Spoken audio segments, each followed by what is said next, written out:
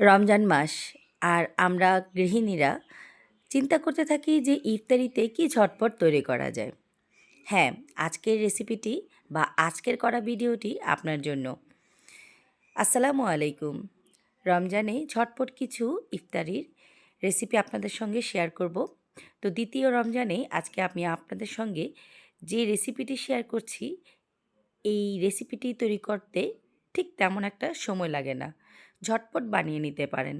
আর হাতের কাছেই সব কিছু কিন্তু সবসময় ঘরে পাওয়া যায় এরকম সব উপকরণ দিয়েই। তো রেসিপিটি প্রথমেই আমি পেঁয়াজ এবং কাঁচামরিচ সামান্য একটু তেলে ভেজে নিয়ে তারপরে পেঁয়াজটাকে কচকচা অবস্থায় রেখে আদা রসুন পেস্ট দিয়ে নিয়েছি। তারপরে কিছু চিকেন ছিল, সেই চিকেনটাকে সামান্য আদা রসুনের সাথে গোলমরিচ দিয়ে বয়েল করে নিয়ে ঝুরি করে তারপর অ্যাড করে দিয়েছি। তারপর কিছু স্পাইসি অ্যাড করেছি, কালো গোলমরিচ গুঁড়ো, লবণ, চিলি ফ্লেক্স, হলুদ গুঁড়ো, মরিচ গুঁড়ো, ধনে গুঁড়ো। তারপরে অ্যাড করে দিয়েছি মিক্স হার্বস। তারপর হচ্ছে সবজির মধ্যে ব্যবহার করেছি ক্যাপসিকাম।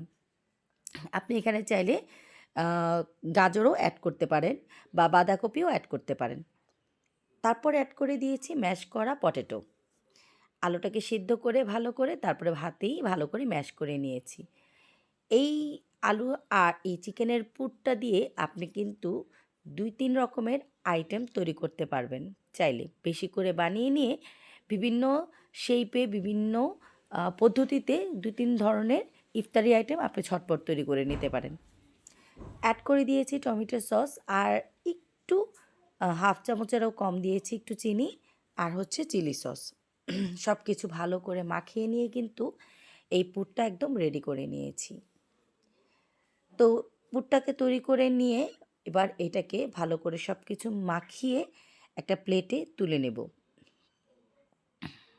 প্লেটে তুলে নিয়ে তারপর এটাকে একটা সাইডে রেখে দেব, ঠান্ডা হওয়ার জন্য অপেক্ষা করব। এই যে দেখেন পুরটা কিন্তু রেডি হয়ে গেছে।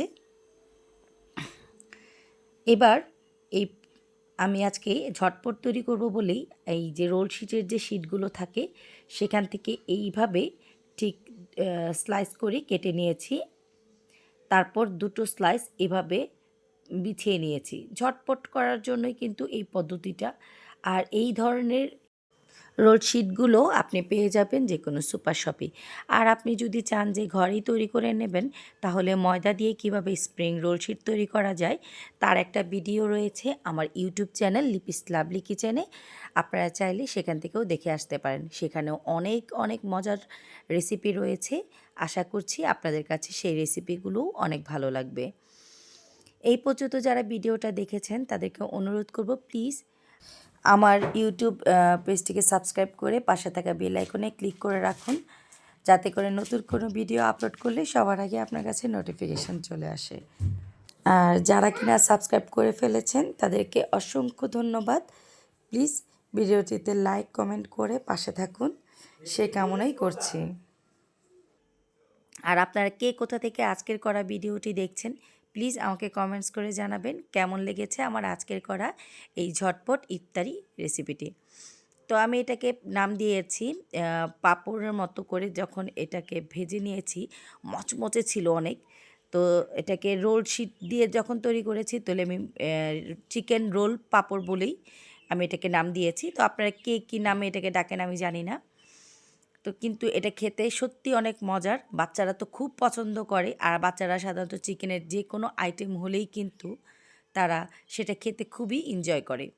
এখানে আলু আছে, চিকেন আছে, বাচ্চাদের একদম ফেভারিট। শুধু বাচ্চাদের কথা কেন বলবো, বড়রাও কিন্তু খুব এনজয় করেছে আজকের এই আমার ইফতারের যে আইটেমটা ছিল। এটাকে ভেজে নেওয়ার পর মচমচে আর গরম গরম খেতে খুবই খুবই ভালো লাগে। আর দেখিয়ে হয়তো বুঝতে পেরেছেন যে আমি এটাকে কিভাবে ফোল্ড করেছি। এটা হয়তো আর এভাবে ডিটেলসে বলার কিছু নাই। এভাবে একটু ময়দার মানে আঠা পেস্ট করে চারদিক থেকে জয়েন লাগিয়ে দিয়ে এটা খুবই সহজ আর খুব ঝটপট তৈরি করা যায়। তো এবার এক এক করে এক একটা করে আমি সবগুলোকে বানিয়ে নেব। আর বানিয়ে নেওয়ার পর আপনাদের সঙ্গে শেয়ার করব এটা আমি কিভাবে ভেজে নিয়েছিলাম। তবে আপনারা যদি এটাকে স্টোর করতে চান ঠিক এভাবে বানিয়ে নিয়ে ডিপ ফ্রিজে রেখে স্টোর করতে পারেন। এই যে দেখেন আমার সবগুলো কিন্তু বানানো হয়ে গেছে। এভাবে বানানোর পর আপনারা স্টোর করে কোনো এয়ারটাইট কন্টেনারে রেখে দিলে শুধু ইফতারের আগে জাস্ট বের করে নিয়ে ভেজে নিলেই হয়ে যাবে। আপনারা চাইলে এটা কম তেলেও কিন্তু ভেজে নিতে পারেন, অল্প তেলের মধ্যে। তো আজকে আমি অনেকটা ডুবো তেলই নিয়ে নিয়েছি, যাতে করে ঝটপট এটা ভাজানো হয়ে যায়। আর অল্প তেলের ফ্রাই প্যানের মধ্যে মাছ ভাজার মতো যে তেল ব্যবহার করি ঠিক এরকম তেল নিয়ে রেখে দিয়ে অল্প অল্প করে উল্টে পাল্টে মচমচা করে ভেজে নিলেও কিন্তু হয়ে যাবে। আমি কিছু মিনি রোল সিস্টেম করেও তৈরি করে নিয়েছি।